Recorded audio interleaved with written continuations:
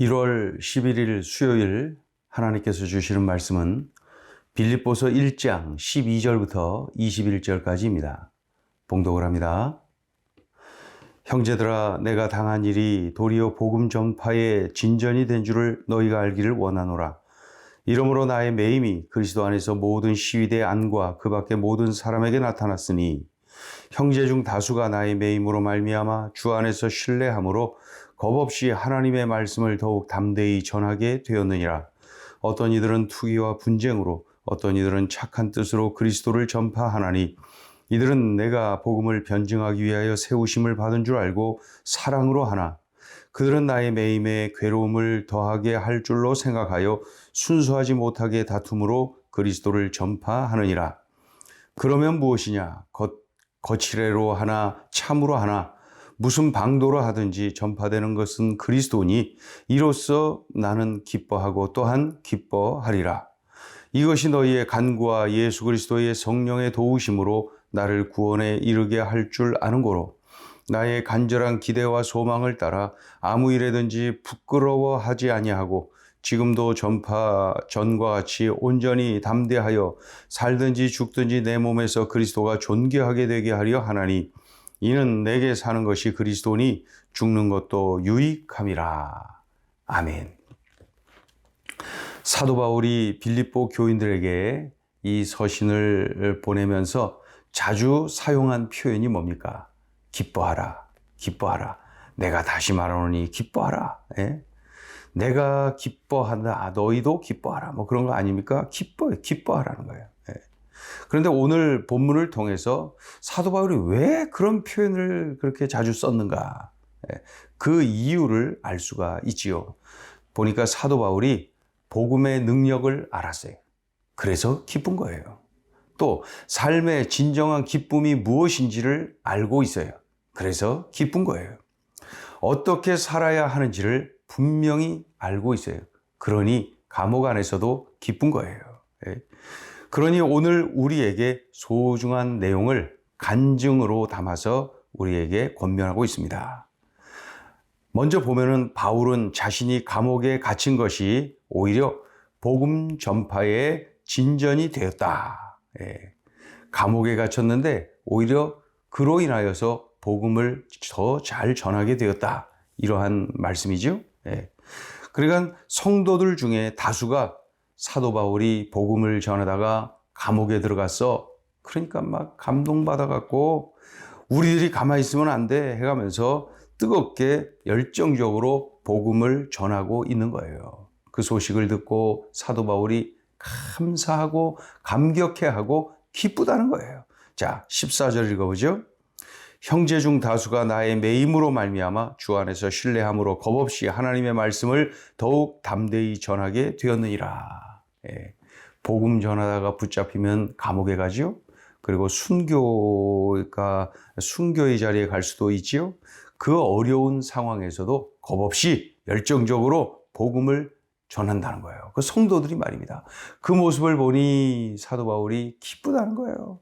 내가 이렇게 감옥에 들어간 것이 오히려 더 잘 됐네. 그런 뜻이죠. 그런데 반대로 일부 사도 바울을 이렇게 시기 질투하는 자들이 있었는데 자기들이 사도 바울보다 더 탁월하게 복음을 전하고 있는데 자꾸 사도 바울만 남들이 알아주는 것 같은가 보죠. 그래갖고 시기하고 질투하고 있었는데 이 사도 바울이 감옥에 들어간 거예요.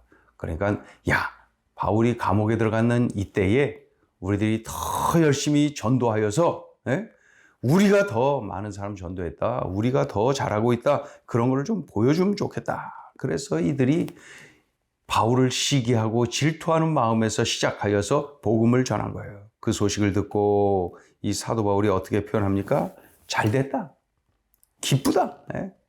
나는 아무 상관없다. 그저 예수 그리스도만 전파된다면 정말 기쁜 일 아니냐. 그 성도들처럼 좋은 의도로 복음을 전했든 아니면 시기, 질투 때문에 복음을 전했든 아무 상관없다. 그저 예수 그리스도만 전파되어지면 나는 기쁘다. 그렇게 고백하죠. 우리 15절부터 18절까지 읽어보죠.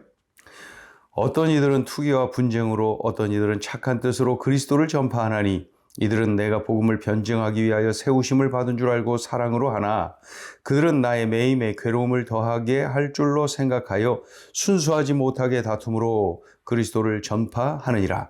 그러면 무엇이냐? 거칠애로 하나 참으로 하나 무슨 방도로 하든지 전파되는 것은 그리스도니 이로써 나는 기뻐하고 또한 기뻐하리라. 이어서 이제 사도 바울은 평소에 자신의 그 기대와 소망을 말하고 있죠. 자신이 평소에 기대하고 있는 것, 평소에 소망하고 있는 내용들을 언급한 게 20절, 21절에 기록되어 있습니다. 즉, 복음 때문에 로마 감옥에 투옥된 것, 지금 자신의 처지를 전혀 부끄럽게 여기지 않는다. 내가 감옥에 들어와 있지만은 이거 복음 때문에 그런 거야. 예수님 때문에 그런 거야. 사명 때문에 그런 거야. 나는 부끄럽지 않아. 그렇다는 거죠. 오히려 담대합니다. 오히려 담대히. 복음을 전함으로 인하여서 예수 그리스도가 존귀하게 되는 것, 그 사실 앞에 기쁘다는 거예요. 예? 그것이 좋다는 거예요. 그것이 기쁘다는 거야. 또한 내가 이렇게 복음을 전하고 그리고 감옥에 들어와 있지만 그로 인해서 내가 순교를 당한다 하더라도 나의 순교를 통하여서 예수 그리스도께서 존귀하게 되어진다면은 나는 기쁘다. 그것이 나의 바람이다. 나의 전도를 통하여서 나의 순교를 통하여서 예수 그리스도가 존귀하게 되어지신다면은 나는 그것으로 만족하다. 나는 그것이 기쁘다. 그렇게 고백하고 있는 거죠. 한마디로 살아도 감사, 죽어도 감사. 살아도 기쁘고 죽어도 기쁘다. 나를 통해 예수 그리스도가 전파되니 이래도 감사, 저래도 감사, 살아도 감사, 죽어도 감사. 자, 20절, 21절 읽습니다. 나의 간절한 기대와 소망을 따라 아무 일에든지 부끄러워하지 아니하고 지금도 전과 같이 온전히 담대하여 살든지 죽든지 내 몸에서 그리스도가 존귀하게 되게 하려 하나니 이는 내게 사는 것이 그리스도니 죽는 것도 유익함이라. 자, 오늘 주시는 메시지입니다. 첫째, 복음을 전하는 것이 우선입니다. 사도 바울이 감옥에 갇힌 것은 복음 때문에, 순교 위기에 처해 있는 것도 복음 때문에, 복음을 전하는 것이 그의 삶의 최우선입니다. 그로 인하여서 이렇게 감옥에도 들어가 있고 그로 인하여서 이렇게 순교의 위기에 처해 있기도 한 것이죠. 그러니 자신이 수감된 것을 알고 성도들이 감동받아서 열정적으로 복음을 전하고 있는 거, 겁없이 막 달려들어서 복음을 전하고 있는 거, 그것이 그렇게 기쁘다는 거예요. 감동적이고 감사하고 그렇다는 것입니다. 또 자신을 시기질투하는 사람들이 기회는 이때다. 사도 바울보다 우리가 더 탁월하다는 것이 좀 드러나도록 해야 된다. 그러면서 열정적으로 복음을 전하고 있다니 그 또한 기쁘다. 그 또한 기쁘다. 참 성숙하지요.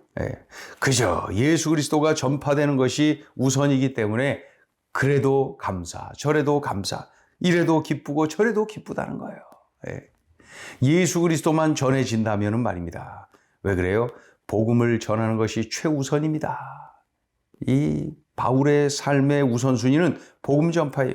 그러니 내가 감옥에 들어와 있는데도 복음을 그렇게들 다 전하고 있으니 나를 사랑해서 복음 전하고 나를 시기해서 복음, 아무 상관없다는 거예요. 이래도 감사, 저래 참 예수 그리스도만 전파되어진다면 난 그걸로 할렐루야라.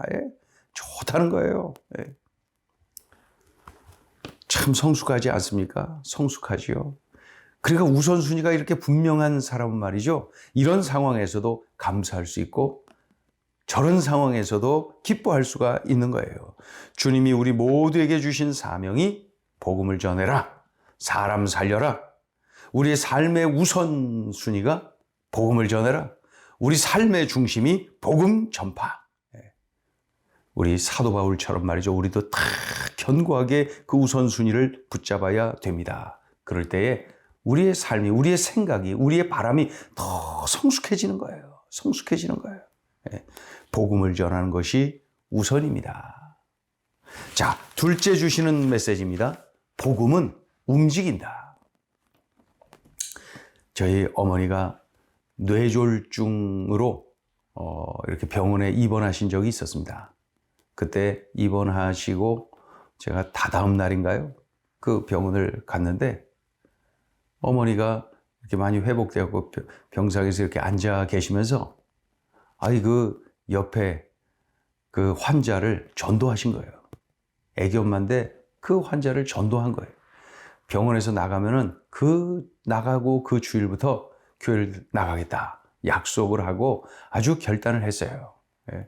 그런 상태에서 제가 간 거죠. 그랬더니 저희 어머니가 그렇게 말씀합니다. 큰애야, 여기 이 애기 엄마가 예수님 믿기로 결단했다. 기도를 좀 해줘라. 예. 그렇게 요청을 해서 그 애기 엄마를 위해서 그날 간절하게 기도를 했습니다. 그리고 나서 저희 어머니랑 이렇게 대화를 하고 있는데 어머니가 그런 말씀을 하셨습니다.